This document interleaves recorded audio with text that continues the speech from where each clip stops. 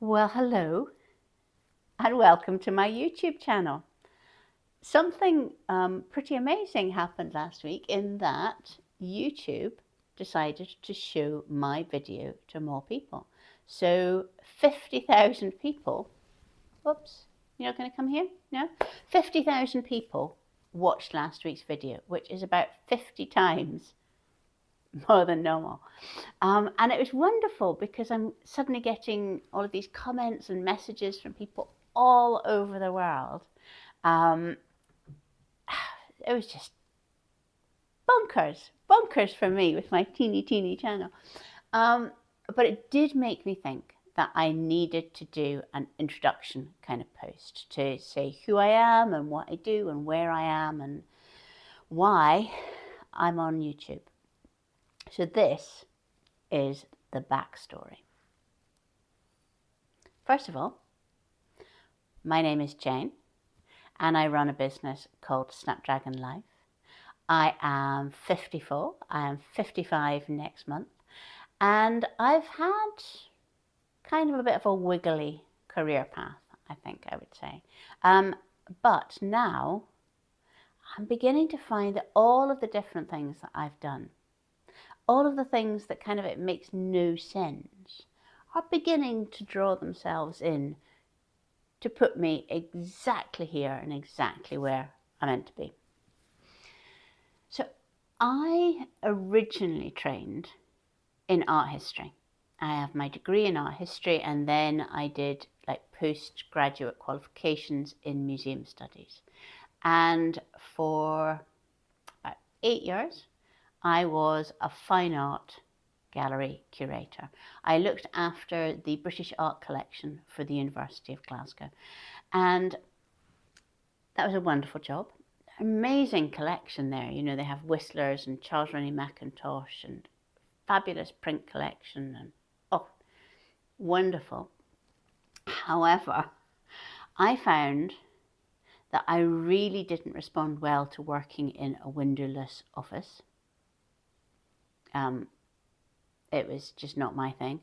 And secondly, I don't do well at all with office politics. And if anybody has worked in a university, they probably know that universities are quite prone to office politics. So in 2000, when I was pregnant with my younger daughter, I decided that I would leave that job and go and retrain in horticulture.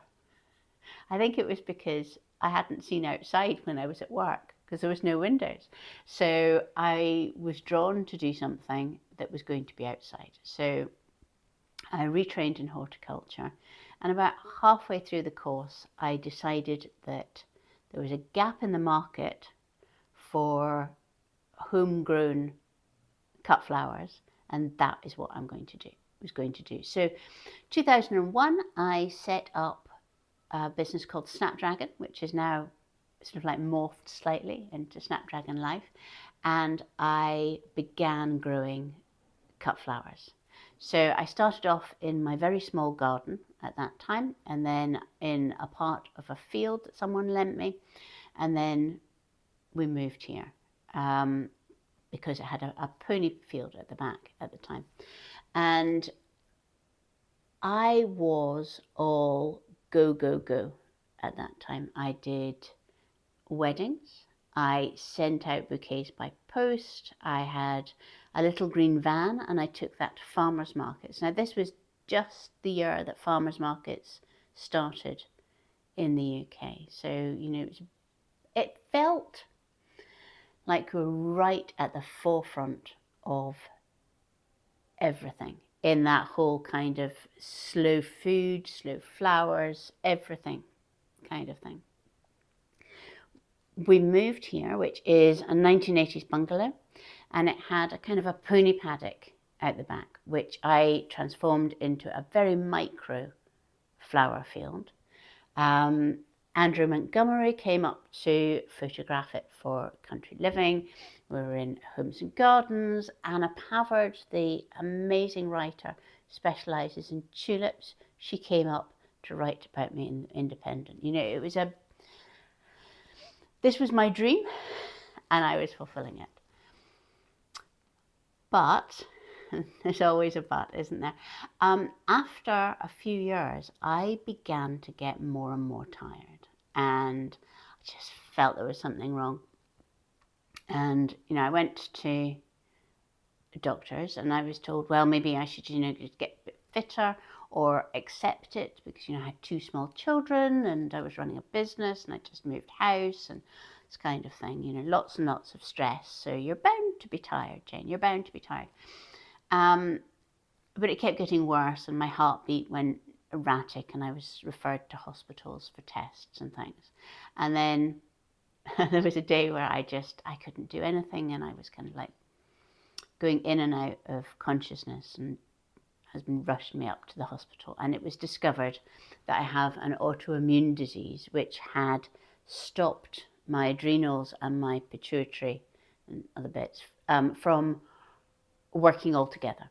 So I was having an Addisonian crisis, it's called, at that time. It can kind of like kill you. Fortunately, I was taken to hospital in time. I was given intravenous steroids. That was just like, suddenly I felt better. And since then, I have been on treatment for that and also for chronic lymphatic leukemia, which kind of came along with it, as did another couple of things. All of that is by the by. If you want to know more about that, there is another video about that particular illness and how now I think it's a superpower in terms of having a lot of knowledge about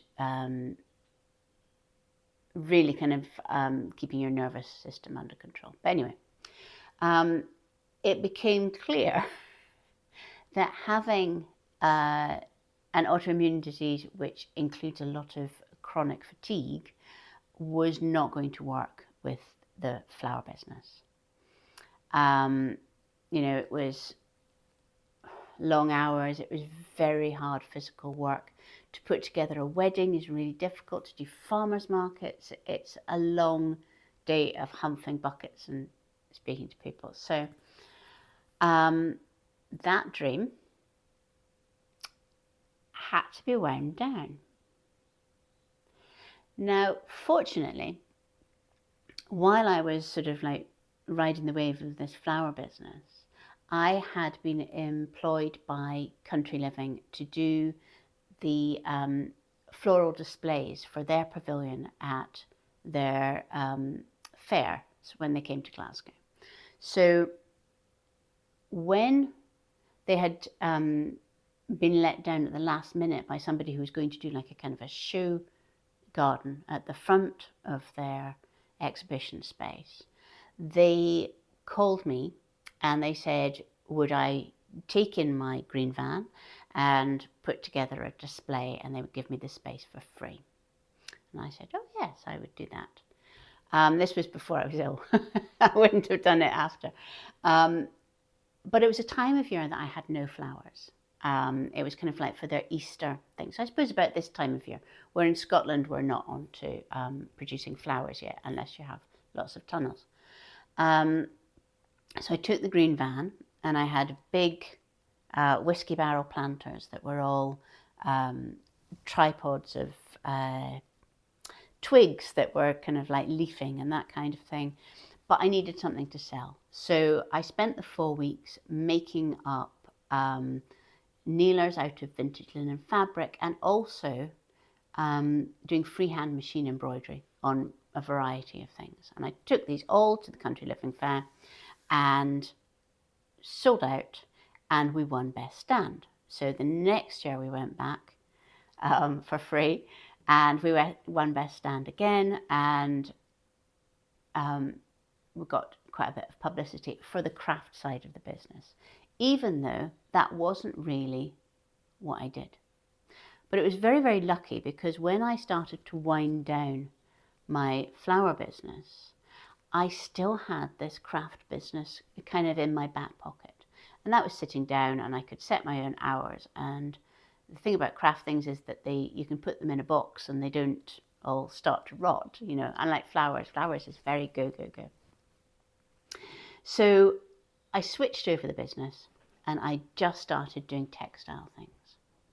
And around about that time, the business Not on the High Street, which is kind of like, was one of the first marketplace businesses.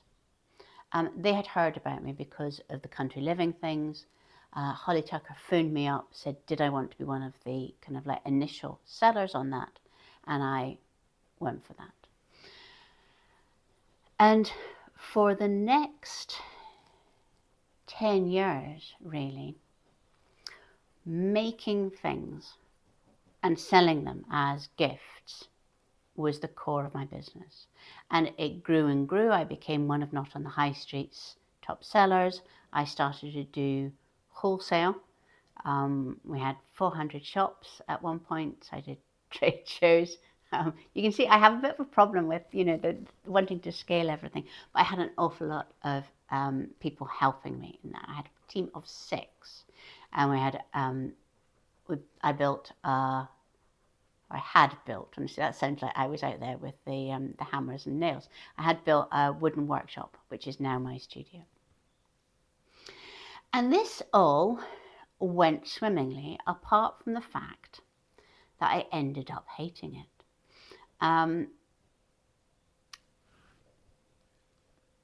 It's a sad thing that it is much easier to sell something that is kind of very middle of the range, personalized, maybe a little bit gimmicky, than it is to sell something that is beautifully handcrafted and an expression of a craftsman's vision.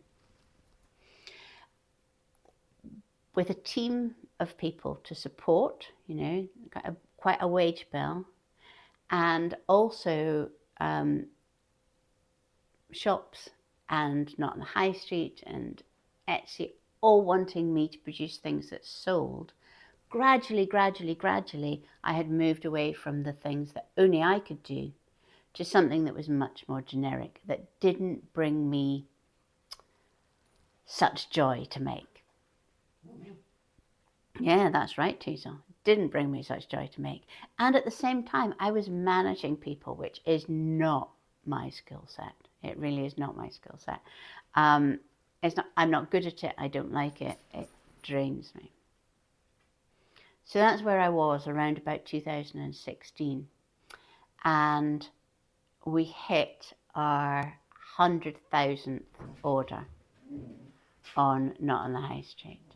And, the big celebration, and everybody had champagne, and I just felt dead inside. Right, I'm going to go and let these dogs out, and I will be back. And I remember exactly when I decided to give up that business. I was in a car. I was in my car. I was driving to a garden centre so that I could buy some cacti. It was February. It was snowing, and I needed the cacti for a kind of a summer shoot for the website. And I just thought, this is not what I want to be doing. 100,000 things, plus wholesale, plus the things I sold from my own website, plus Etsy. And I just had this vision of them all in landfill. Because what had happened was, originally I had started producing things that I think people would treasure. But gradually, things had moved more gimmicky. The messages that people wanted me to embroider were jokey and, sweary and kind of things. And it wasn't me. It just wasn't me. And I had this idea that everybody was going to get the presents, go, hey, that's funny, and throw them in the bin. So by the time I got home from the garden centre, I had decided that I was going to just trash the whole of this successful business and do something that mattered to me. And that was starting an online membership club, which is called the Studio Club, which is all about supporting people to create things themselves, to get out into nature, to make a much more intentional life and follow their dreams. And I have found it to just be a joy, a joy. There's a course every month, which I love creating. So last month we were making English pieced patchwork. So this is my English pieced patchwork. And then this month we're turning that into a travel sewing kit, which will be like this. And I'm making it alongside everybody else and loving it. So I have the studio club. And then this year, a bit last year, I did experiments last year, but this year I am properly going to get back to growing. In a very, very micro space, I'm making a dye garden, and I'm going to be selling the dye plants that the leaves, flowers and so on from the plants that I grow there. And I'm also going to be pressing flowers so that they can be used in eco-printing. And I'm very, very excited about getting my hands back in the soil in a way that is partly like that growing cut flowers. I love growing cut flowers. I'm very good at growing cut flowers. But also can preserve them so that it isn't that whole everything has to be done on the day, everything has to be picked and conditioned and arranged and sold and so on. There isn't that kind of time pressure. So I'm really hoping that I will be able to fit that in with my need for a slower pace of life.